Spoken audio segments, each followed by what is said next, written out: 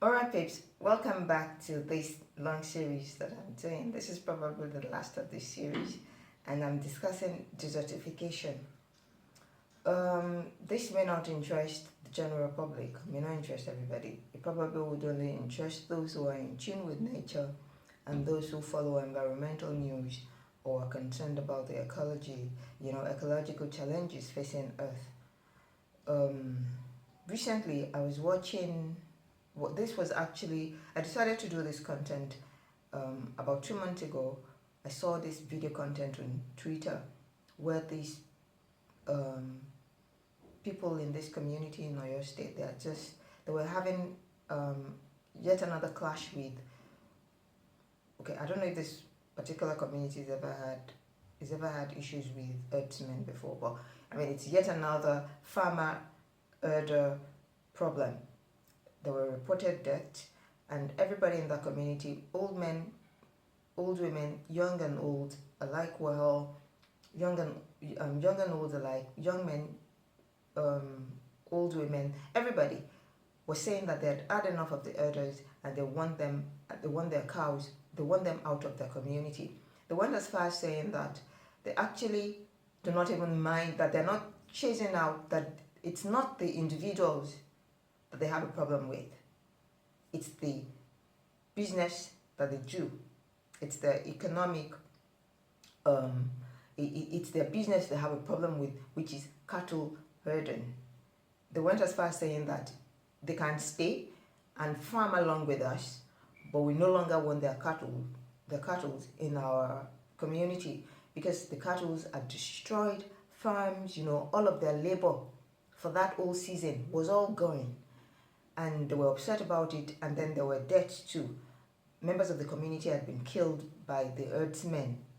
So there was that clash, and as I watched it, certain things just started to come to my mind again. I started to make certain connections.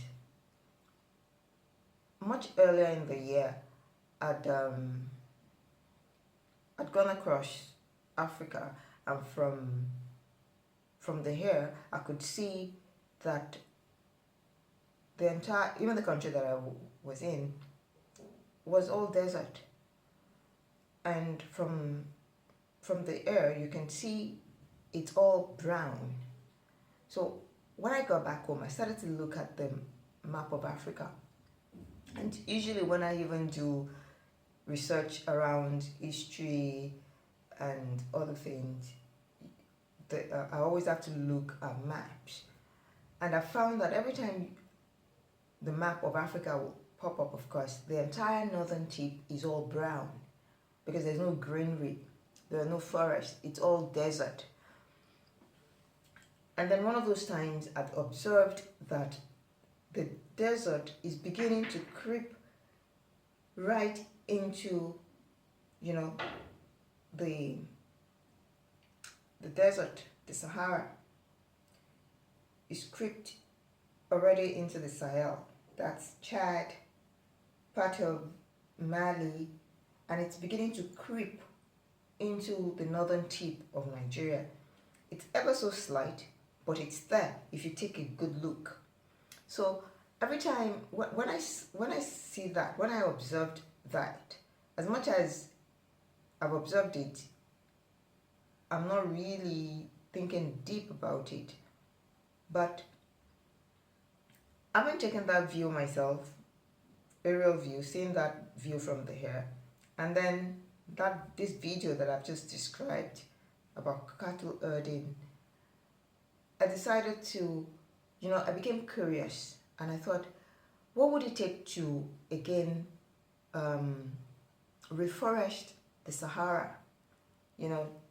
Saying Sahara Desert is tautology. Sahara means desert, so there's no reason for you to say Sahara Desert. So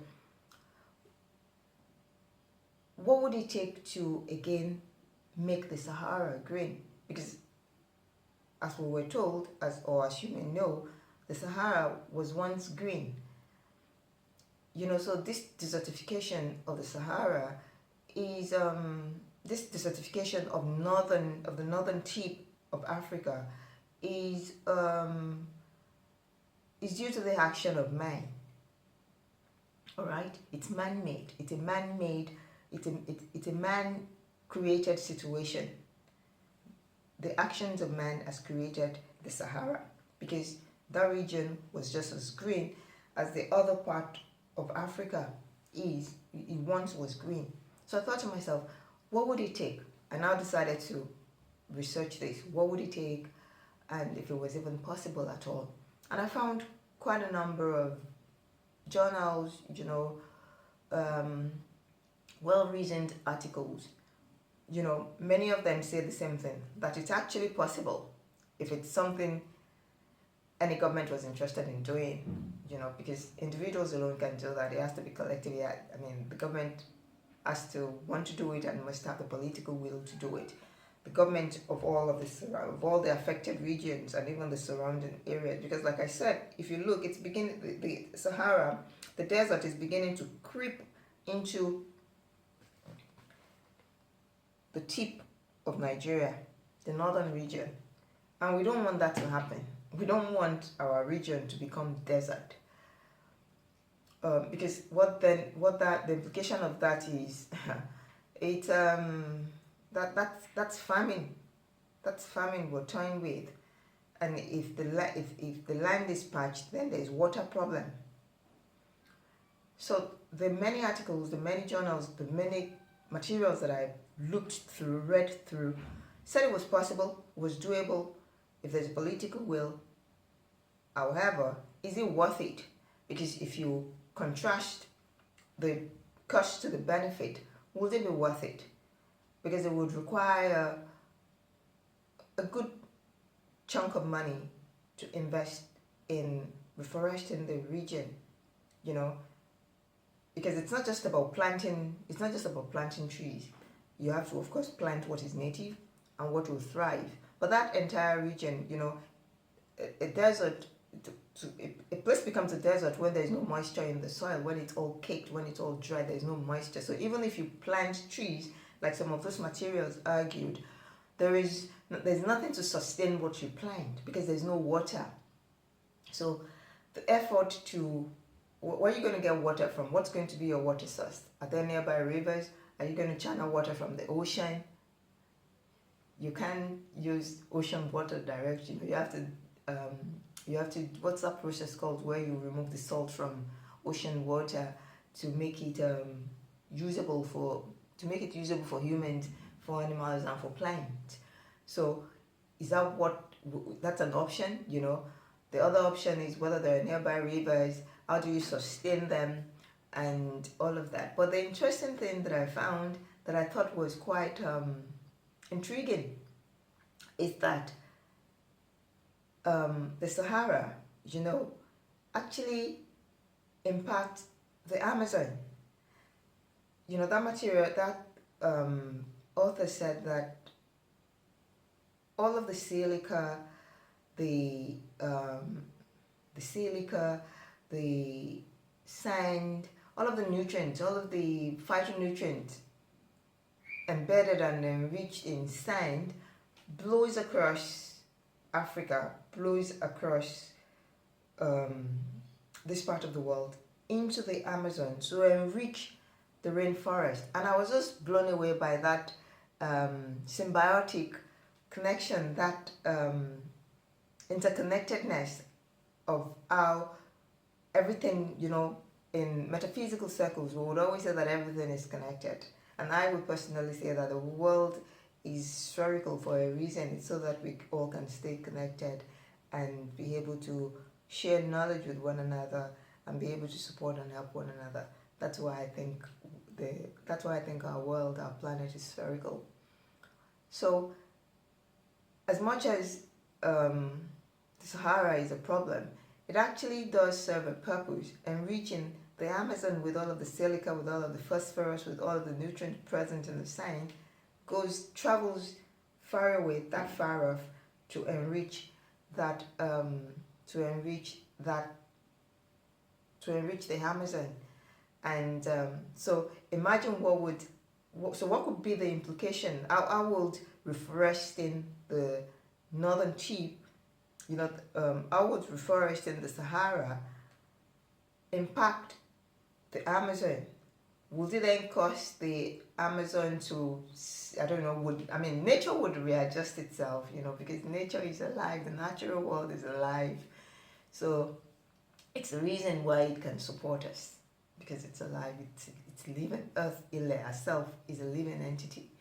That's why it's good to, that's why they will say, Kenyo ye tele, shwa, Kenyo ye tojule, because Earth is alive. So that was just an intriguing thing that I thought, okay, let me do this content. But before I go, back to that, to what I've said, that phenomenon that I say that I've observed, which is the Sahara creeping into the tip of Nigeria at the north, in the north. If you also look, which and what is causing, what could be causing this in northern Nigeria? I don't think I have to spell it out.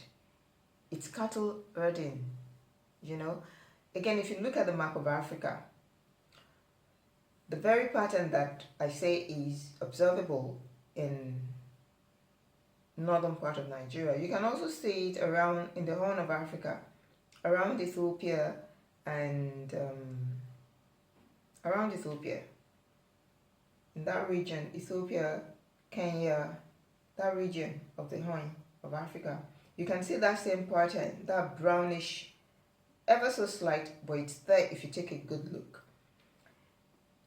And then you find that in that region, a lot of cattle herding goes on. You may wonder that, how is cattle herding how is it a problem? It's a problem. It affects the ecology of an area when there is persistent animal grazing. You may ask and say that, but animals always graze out in the wild. Yes, but it's not the same. Animals in the wild don't graze the way herders make their animals graze, because animals in the wild, just because they need to watch out for predators, they do what they need to do sharp and quick and they're gone. But this population of cattle herding, because you have large number of animals perpetually feeding in an area, they pull out, like in that community that I started with, when they eat these crops, they pull it out, completely pull it out with the roots. And as you do that, over time, the soil begins to lose and it's not replenished. Because now there are many communities that has been abandoned, even in the Middle Belt, that's been abandoned because of this problem of cattle herding. So the farmers flee, the herders remain, they graze that place to sand, and then they move to another area. So that place is abandoned, no activity, no farming activity, no plants, and that's how desertification starts in that region and then spreads. So cattle herding in this day and age, why? Why won't the owners invest in ranches? That's the sensible, civilized thing to do in the 21st century. Whereby people then, I see it around me here. People come and cut the grass that grows here for free. They just come, cut it, and then take it to the animals where they are. That's the civil thing to do. That's the right thing to do. Letting animals loose in cities and having them shit all over the place, go and eat up people's crops, is uncivilized and it's just wrong. It shouldn't happen. And then again, why do people even have to consume meat? Cow meat. Yoruba people never used to eat meat now. We never used to eat meat. It was just not cow meat. There were local cows, native to Yoruba land, but nobody ate them. It was goats, rams, and then game, bushmeat. Porcupine, rats, squirrels, rabbits is what people ate in Yelera. That was what people ate mostly back in the day. So why do people even need to consume meat? Why do we need to eat cow meat? What's the benefit? It's quite tasking on the digestive system, so what's the point of it? And then if these cattle, maintaining them cost people their livelihoods, when farmers and herdsmen clash. And then it's an ecological problem. We can give up cow meat for Pete's sake. I think we should. If there is no market for it, there will be no need for anybody to be rearing or herding cows into people's into people's farms and then having them create a desert situation. I think we should up our game. So I think I've covered just about everything I want to say about desertification. Like I said, it would only interest those who are in tune with nature or those who follow ecological issues around the world. So until I come your way next time, I think I'm done with this series. And until I come your way next time, it's Yetunde Olokun saying, Ire.